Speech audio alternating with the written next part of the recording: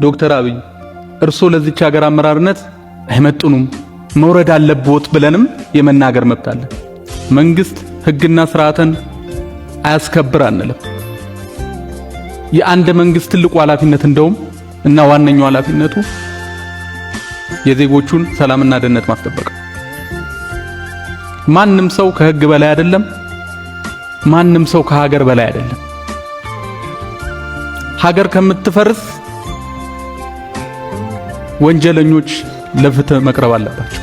እሱ ላይ ድርድር የለም። ነገር ግን ይሄን አይነት አቋም ሲያራምድ የነበረ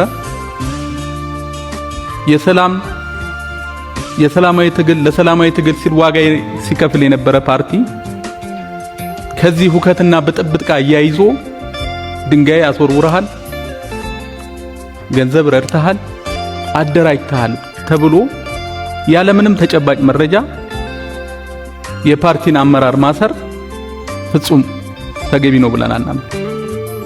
ይሄን የምንለው አሁንም ማንም ሰው ከህግ በላይ ሆኖ አይታሰር አይደለም። ግን እርሶ የመጀመሪያ አስታውሳለሁ ንግግሮት ስልጣን በያዙ ማግስት ያሉት ማንንም ሰው አስረን አንመረምርም፣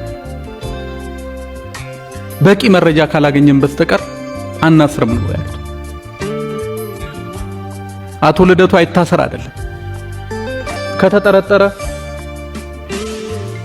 ወንጀል ሲፈጽም ከተገኘ ማስረጃ ካለ አይያዝ የሚል ሰው የለም። ግን ከያዙ በኋላ መረጃ እሱን እስር ቤት አስቀምጦ መረጃ ማሰባሰብ ከበፊቱ ካለፈው 27 ዓመት ስርዓት የቀጠለ ጉዞ ነው የሚሆነው። መታሰሩ ብቻ አይደለም፣ የታሰረበት ሁኔታም በጣም አሳሳቢ ነው። ለህይወቱ አስጊ ሁኔታ ውስጥ ነው። በዚች ሀገር ላይ ሐሳብን መግለጽ በተለይ በእርሱ የስልጣን ዘመን ሐሳብን መግለጽ ስርዓቱን መቃወም ያሳስራል ብለን አንጠብቅም ነበር። የሽግግር መንግስት ጥያቄ ማቅረብ ወንጀል አይደለም። እርሱም እንደሚያውቁት ህገ መንግስታችንም ሐሳብን በነጻነት የመግለጽ መብትን ሲሰጠን የፈለግነውን ሐሳብ ከኃይል አማራጭ ውጪ እንድናቀርብ ነው። የሽግግር መንግስት አይደለም። ዶክተር አብይ እርሶ ለዚች ሀገር አመራርነት አይመጥኑም መውረድ አለብዎት ብለንም የመናገር መብት አለ።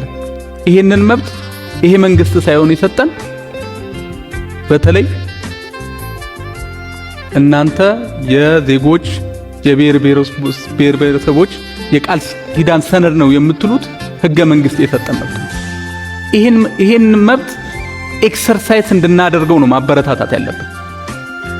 ነገ ከነገ ወዲያ ሐሳባችንን ሌሎችም ሐሳባቸውን በነጻነት እንዳይገልጹ የሚያደርግ እንቅፋት ነው። ስለዚህ